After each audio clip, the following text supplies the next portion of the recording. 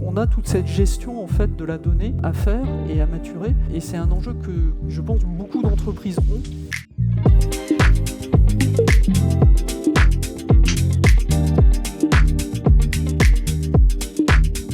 Bonjour à toutes et à tous. Et effectivement, désolé pour le retard, indépendant de ma volonté. Je suis ravi d'être à nouveau avec vous cette année à la Mêlée du numérique. Donc, pour ceux qui ne me connaissent pas, donc, je suis Catherine Gestin et je suis la directrice en fait, du numérique et du système d'information chez Airbus. Quelques mots sur mon parcours. Donc, je ne suis pas ingénieur, donc j'ai un diplôme de l'EM Lyon.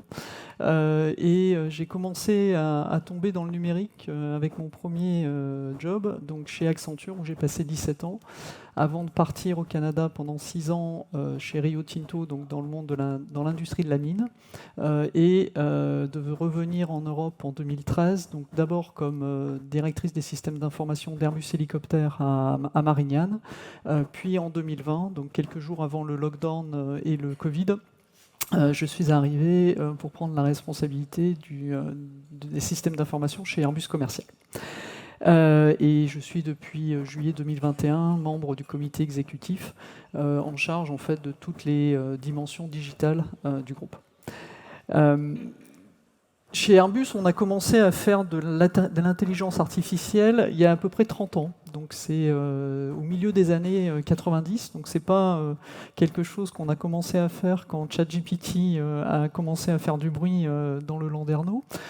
Donc on a fait les premières applications déployées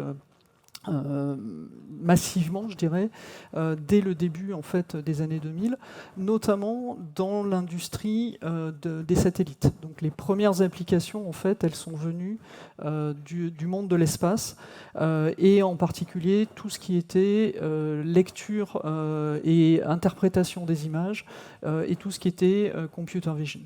Donc c'est par ce biais-là en fait que Airbus a commencé à venir sur l'intelligence artificielle. Et une des applications qui est assez connue, donc c'est ce qu'on appelle One Atlas, en fait, qui permet de faire de l'utilisation d'images satellites à de multiples usages. Donc l'environnement, par exemple, on utilise les images captées pour détecter l'huile de palme et éviter la déforestation. On utilise également dans l'agriculture pour identifier les surfaces des champs et optimiser les rendements agricoles. On l'utilise dans l'énergie. Donc toutes ces informations-là en fait, sont utilisées et exploitées au travers d'algorithmes. Ça sert également en cas de catastrophe naturelle, pour les assurances, pour être capable de déterminer en fait, l'ampleur des dégâts qui ont été provoqués par une catastrophe naturelle. Pour pouvoir faire de l'intelligence artificielle, alors je suis désolé, je vais souvent inverser artificielle et intelligence, mais bon, on ne se refait pas, on parle beaucoup en anglais chez Airbus. Donc, pour pouvoir en fait faire de l'intelligence artificielle, tout part des données. Donc il faut, et aujourd'hui, il ne faut pas sous-estimer, si vous faites de l'intelligence artificielle à partir de données pourri, vous n'allez pas avoir grand-chose en sortie. Donc le cœur du réacteur et le cœur de la réussite, il est vraiment dans les données. On a commencé chez Airbus il y a à peu près une dizaine d'années en fait, à créer une plateforme qui s'appelle Skywise et qui permet en fait, de collecter de l'information, de la stocker, de la partager et puis ensuite effectivement de l'analyser. Cette information en fait elle vient d'Airbus, donc on va collecter de l'information qui vient de notre bureau d'études, qui vient de nos achats, qui vient de notre production, qui vient de nos ressources humaines, de la finance, donc de tous les départements, même de l'informatique. Donc on va récolter cette information-là, mais aussi de l'extérieur. Donc on récupère de l'information de nos fournisseurs, pour toute la partie, en particulier planification de la production. On va récupérer de l'information de nos clients.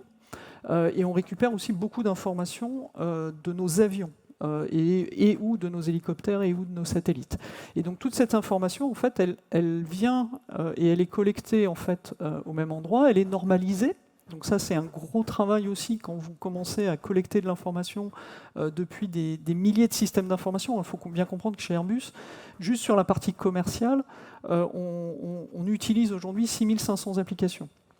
Vous en rajoutez à peu près 4000 chez Airbus Defence and Space, à peu près 2500 chez Airbus Hélicoptère, et ça vous donne l'ampleur en fait du système d'information du groupe. Et donc la collecte de l'information et sa normalisation pour pouvoir effectivement effectuer des comparaisons, et faire tourner des algorithmes, elle est absolument nécessaire. Donc l'ontologie, ce qu'on appelle l'ontologie de nos données, ça a été un travail fondamental qui a été initié il y a 10 ans et qui commence maintenant à porter ses fruits.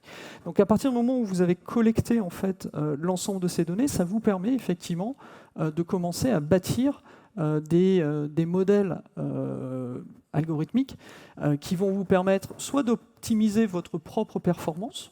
Donc, et là, on va parler d'identification, par exemple, de problèmes récurrents qui se produisent au bureau d'études ou de problèmes récurrents que l'on peut avoir en production, aux achats, à l'informatique, et qui vont nous permettre en fait d'anticiper ces problèmes et du coup de les éviter. Et de gagner en temps, en argent, éviter ce qu'on appelle le rework chez nous. Ça nous permet effectivement d'optimiser la performance interne d'Airbus, mais ça permet aussi d'optimiser la performance de nos clients. Donc on va pouvoir faire de la maintenance préventive sur les avions. Un avion, en fait, c'est extrêmement important pour les compagnies aériennes que les avions volent et qu'ils ne soient pas au sol en maintenance. Donc tout ce qui permet en fait de réduire les maintenances imprévues et ce que nos clients appellent les aircraft on ground, donc les AOG, c'est pour eux quelque chose qui est extrêmement important. Donc on travaille avec eux sur des modèles de maintenance préventive et de détection en amont des signaux faibles qui vont nous permettre effectivement de faire la maintenance à une escale prévue, plutôt que de se retrouver avec l'avion qui ne peut pas démarrer ou qui ne peut pas décoller parce qu'on détecte l'incident trop tard. On aide également et on travaille aussi avec des données, par exemple de la météo, des données météorologiques, pour optimiser l'utilisation des aéroports. Donc, et éviter que les avions soient trop en attente autour des aéroports et fassent des tours. Donc ça permet aussi d'optimiser en fait l'ensemble de l'écosystème et ce qui permet ça, c'est effectivement la collecte et la concentration des données sur cette plateforme Skywise. Comme vous l'avez sans doute compris, on gère en fait des quantités de données qui sont assez phénoménales et assez astronomiques. L'élément qui est important, c'est que on a, je le disais aussi, pratiquement un demi-million d'utilisateurs sur nos systèmes d'information. Finalement, très peu, 20% qui sont des employés d'Airbus, mais on a beaucoup plus d'utilisateurs de nos systèmes d'information chez nos fournisseurs et chez nos clients que chez Airbus même. Donc c'est aussi un enjeu que l'on a nous, et l'enjeu, il est vraiment sur l'interconnexion de toutes ces plateformes. C'est ce qu'on appelle la continuité numérique, donc de s'assurer qu'effectivement, à tout moment, on met la bonne information à la disposition de la bonne personne, au bon endroit, au bon moment, pour prendre la bonne décision. Donc c'est tout l'enjeu, tout en respectant bien évidemment la confidentialité. On travaille aussi dans le monde militaire, donc il n'est pas question que n'importe qui puisse regarder n'importe quelle information concernant la flotte des hélicoptères de l'armée française, par exemple. Donc on a cette confidentialité-là. On gère aussi de la propriété intellectuelle, donc la même chose, il y a de la protection. On gère des données de type export control, donc là c'est pareil, il faut avoir des licences pour pouvoir y accéder. Donc on a toute cette gestion en fait de la donnée à faire et à maturer, et c'est un enjeu que je pense beaucoup d'entreprises ont, et sur lesquels il faut vraiment avoir une réflexion globale pour pouvoir effectivement mettre en place un écosystème qui soit opérationnel et qui fonctionne. Après, il y a toute une dimension aussi de culture. C'est-à-dire qu'il faut aussi que vos utilisateurs et les personnes qui produisent les données, elles mettent de l'attention sur la qualité de la donnée. Parce qu'encore une fois, si au départ vous avez une donnée qui n'est pas de qualité, la sortie ne sera pas de qualité non plus. Donc il y a un vrai enjeu à sensibiliser en fait tous les utilisateurs du système d'information, à porter de l'attention sur la qualité. Et après, il y a beaucoup de changements à faire, de dire la donnée ne vous appartient pas, elle appartient à l'entreprise, et donc il faut la partager. Donc ça a été, et c'est encore un enjeu chez Airbus, parce qu'on parle de changement de culture, et quand on parle de changement de culture, c'est pas quelque chose qu'on fait en claquant des doigts, et ça prend très facilement une décennie, voire deux, pour que l'ensemble de l'écosystème, encore une fois, soit collaboratif et vienne avancer. Alors pour ce qui est de l'intelligence artificielle générative, cette fois. On a commencé donc nos premiers pilotes, je pense en même temps qu'à peu près tout le monde dans cette salle. Donc on a une dizaine de cas d'usage en fait, qui sont actuellement en gestation ou qui commencent à produire des résultats. On a une utilisation qui est à la fois sur nos qui est beaucoup centrée sur nos processus internes. C'est-à-dire que ça nous permet de gagner en efficacité sur la production de documents. L'industrie de l'aéronautique est une industrie qui est très régulée, donc sur laquelle vous devez produire un certain nombre de documents à toutes les étapes de la conception, de la fabrication et de la mise en service de vos appareils.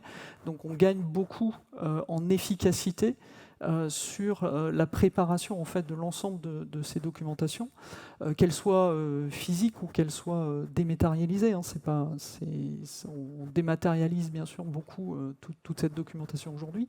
Donc il y a tout un travail qui est beaucoup de cas d'usage qui sont effectivement autour de cette optimisation de nos processus. Et en fait, deux des enjeux qu'on a aujourd'hui sur ce sujet-là, on a un premier enjeu qui est autour de la réglementation.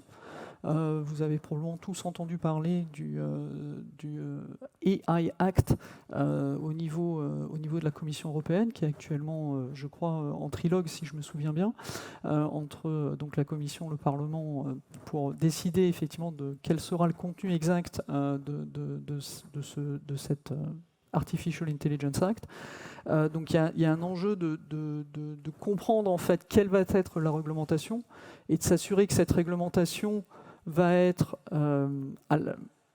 entre guillemets à l'avantage ou en tout cas ne va pas pénaliser l'Europe parce que nos compétiteurs sur ce sujet-là, il ne faut pas se tromper, ils ne sont pas en Europe, ils sont en Chine et ils sont aux États-Unis. Et donc si vous mettez une réglementation qui ne s'applique qu'aux entreprises européennes, vous allez créer en fait un déséquilibre et potentiellement poser un problème d'innovation pour toutes les startups, pour toutes les entreprises en matière d'intelligence artificielle. Donc on essaye effectivement avec, je pense qu'on en parlera tout à l'heure dans la table ronde avec Henri Dagrin sur les enjeux du numérique. C'est un enjeu très très important qui est de s'assurer qu'effectivement la réglementation est mise en place ne va pas venir impacter la compétitivité de l'ensemble de l'économie européenne. Ça ne veut pas dire, je ne suis pas en train de dire qu'il ne faut pas de réglementation. Hein. Comprenons bien, nous on est complètement en faveur d'une réglementation. Par contre, on souhaite que ce soit une réglementation qui puisse s'appliquer de façon globale et pas uniquement en Europe. Alors, et l'autre partie et l'autre enjeu qu'on a aujourd'hui, il est sur l'utilisation responsable de l'intelligence artificielle, je vais y arriver. Et donc, ce qu'on a fait en fait chez Airbus, c'est qu'on a créé en fait un comité en interne avec des responsables et des représentants d'à peu près tous les départements, donc que ce soit les ressources humaines, le légal, les équipes qui s'occupent de l'environnement, les équipes bien évidemment de l'informatique, mais on a vraiment mis le bureau d'études, on a mis vraiment tous les départements autour de la table, et on a aussi invité des personnalités extérieures. L'idée étant de mettre en place des politiques qui vont garantir une utilisation responsable de l'intelligence artificielle chez Airbus. Responsable, ça veut dire quoi? Ça veut dire qu'il faut, que ce soit une utilisation éthique, mais il faut aussi que ce soit une utilisation qui soit respectueuse de l'environnement. On sait que tous ces algorithmes sont extrêmement consommateurs d'énergie, et donc il faut qu'on soit aussi en mesure d'optimiser l'impact que va avoir l'intelligence artificielle sur notre empreinte environnementale. Donc on regarde ces aspects-là, les aspects bien évidemment humains, en termes d'utilisation de l'intelligence artificielle. Donc comme vous avez compris, et je vais probablement m'arrêter là parce que sinon je vais exploser le timing, l'utilisation des données et de l'intelligence artificielle font partie intégrante en fait, de ce qu'on fait chez Airbus. Aujourd'hui, on travaille avec tous les départements de l'entreprise pour définir comment l'intelligence artificielle va impacter leurs services. Comment et ce que ça va apporter, quels sont les risques, quelles sont les opportunités. C'est comme pour tout risque, hein, c'est les deux faces de la même pièce. Hein. Il y a toujours derrière un risque, il y a des opportunités, derrière une opportunité, il y a toujours des risques. Donc c'est vraiment cette analyse-là qu'on fait département par département, dans le but effectivement d'intégrer l'intelligence artificielle dans toutes les stratégies des fonctions d'Airbus. Et on est convaincu en fait que le numérique, l'intelligence artificielle et les données sont un élément clé dans l'objectif principal qui est celui d'Airbus, hein, qui est aujourd'hui notre enjeu majeur, c'est la décarbonation de notre industrie et donc la création des prochaines générations d'avions, d'hélicoptères décarbonés. Donc, et on pense et on est convaincu qu'il n'y aura pas de décarbonation s'il n'y a pas de digitalisation et si on n'utilise pas au mieux le numérique pour le faire. Voilà, je vais m'arrêter là et ouvrir pour les questions.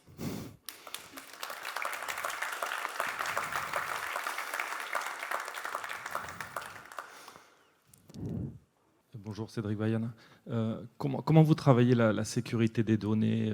Est-ce que vous avez des data centers propres? Est-ce que vous faites du cloud? Comment vous travaillez la cybersécurité? Merci. Alors, on fait les deux, en fait. On a encore des data centers en propre, et on utilise aussi beaucoup le cloud.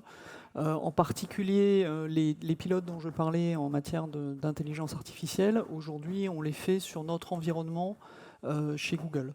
Donc, par contre, ce qui est très important pour nous, et ce qu'on a bien expliqué à nos utilisateurs, moi j'avais demandé à ChatGPT de me faire mon discours, mais il n'a pas été très bon, donc du coup je l'ai fait autrement. Mais on leur a bien expliqué qu'effectivement il ne fallait pas mettre de données sensibles d'Airbus dans ChatGPT.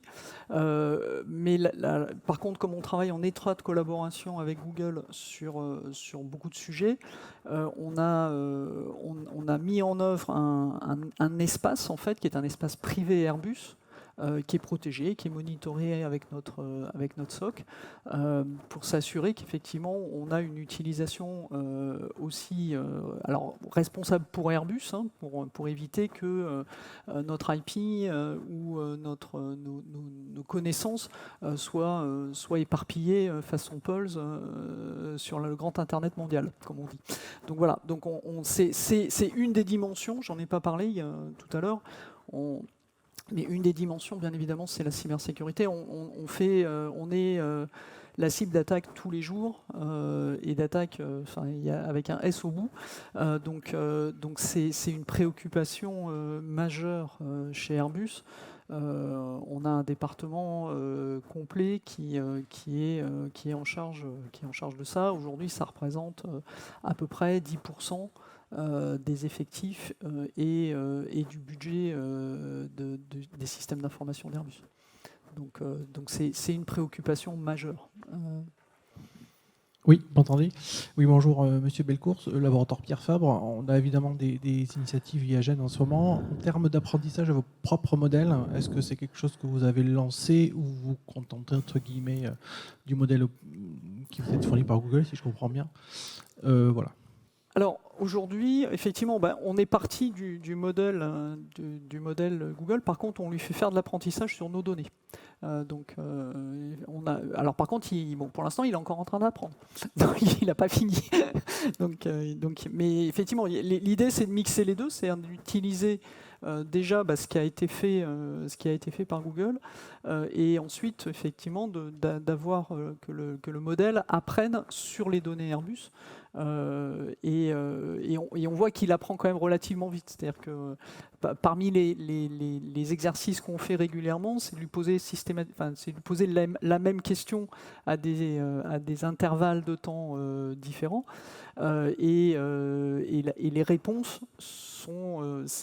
s'améliorent. Donc on pose des questions qui sont précises sur des données Airbus, et la qualité de la réponse qui nous est apportée est meilleure.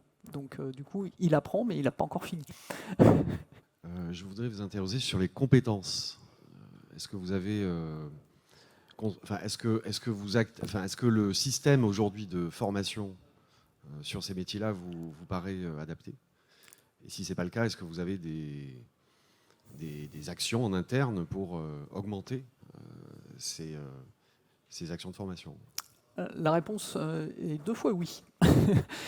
Mais par contre, je ne peux pas encore vous parler de ce qu'on a prévu de faire en interne. Donc, c'est pas encore public, mais on travaille effectivement.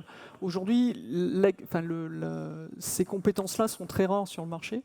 Elles sont difficiles à attirer vers n'importe quelle entreprise. Et donc, effectivement, on a un plan d'action sur les 3 années qui viennent, de développer en fait un format de formation interne pour pouvoir avoir plus de ressources sur ces dimensions-là. Et c'est effectivement un des axes sur lesquels on avait eu le même problème sur la cybersécurité. On avait créé notre propre diplôme. On est en train de faire quelque chose d'un peu similaire sur la partie intelligence artificielle. Oui. Bonjour, Bertrand Lamour de Prism. Sur le sujet de l'IA générative, donc là on parlait de l'optimisation un peu des LLM et de tout le travail que vous allez faire avec la base de données d'Airbus, mais sur l'intégration de ces LLM à des cas d'usage, sur le passage finalement de ces modèles à j'intègre ça dans un projet. En mode projet chez vous, est-ce que vous appuyez sur des ESN qui vont payer par les métiers, créer chacun leur propre projet? Est-ce qu'il y a une logique de mutualisation, de plateformisation un peu des cas d'usage? Et comment ça se met en œuvre chez Airbus? Alors, il y a effectivement en fait, c'est un modèle hybride, comme à peu près pour tous les projets chez Airbus. Donc, il y a la partie plateforme, elle est mutualisée. C'est-à-dire qu'on a une seule plateforme pour l'intelligence artificielle, et elle est sous la responsabilité des équipes de mon département. Après, les cas d'usage, ils sont travaillés en commun entre le métier et les équipes système d'information. Donc c'est des équipes mixtes, si vous voulez, qui vont livrer les projets sur la plateforme. La plateforme, c'est la plateforme pour générer les LLM, c'est oui. ça? Mais une fois que vous intégrez le LLM dans un projet informatique avec une interface utilisateur, avec le cas d'usage, il veut partir de A à Z, et vous allez faire appel au LLM pour répondre et apporter de l'intelligence. Sur cette gestion de projet informatique classique, finalement, de création des projets, réalignement des ressources, etc., est-ce que là, effectivement, vous avez une plateforme de monitoring de tout ça? Oui, okay. Oui, parce que en fait, à l'échelle d'Airbus, sinon, le risque de redévelopper la même chose, il est énorme. Sur quelle plateforme, pour le coup? Là, par contre, je ne sais pas vous répondre. Je pense que c'est une plateforme interne en plus. Je pense que ça a été développé par les équipes de Fabrice. Donc, c'est vraiment une plateforme Airbus. entre code et low-code, vous avez une conviction ou pas justement pour aller plus vite sur ce genre de choses? Non, encore une fois, sur les technologies, on est assez ouvert, donc on a les deux. Il y a du no-code, il y a du low-code, il y a du code tout court. Là encore, c'est vraiment fonction des cas d'usage. On va aller chercher la meilleure façon de le livrer en fait au client. Si je regarde par exemple un des projets les plus emblématiques chez nous, qui est ce qu'on a appelé un projet qui s'appelait Prometheus, qui vise à permettre d'optimiser en fait l'ensemble des stocks d'Airbus. Donc je vous laisse imaginer de quoi on parle, pour être sûr d'avoir l'ensemble des pièces dont on a besoin à la fois en production et aussi en service après-vente pour nos clients. Derrière, on est sur des algorithmes, des volumes, et là ça a été développé. C'est pas du no-code, c'est pas du low-code, c'est du code. Si, parce que derrière, il y a des modèles d'optimisation et d'algorithmes qui reprennent les taux d'utilisation des appareils, les conditions dans lesquelles ils ont volé, pour savoir est-ce qu'il va y avoir plus ou moins les températures, le degré d'hygrométrie, etc. Donc on ingère toutes ces informations-là pour être effectivement en mesure de prédire quelle va être l'utilisation et le nombre de pièces détachées qu'on va avoir besoin pour chaque airline. Donc c'est un bon gros projet. On a 10 000, aujourd'hui on a 10 000 avions qui volent, hein, donc il faut collecter l'information de ces 10 000 avions. Et un avion, c'est 2 millions de pièces. Voilà, vous faites les maths, ça fait un petit peu beaucoup. Merci. On peut applaudir. Merci beaucoup.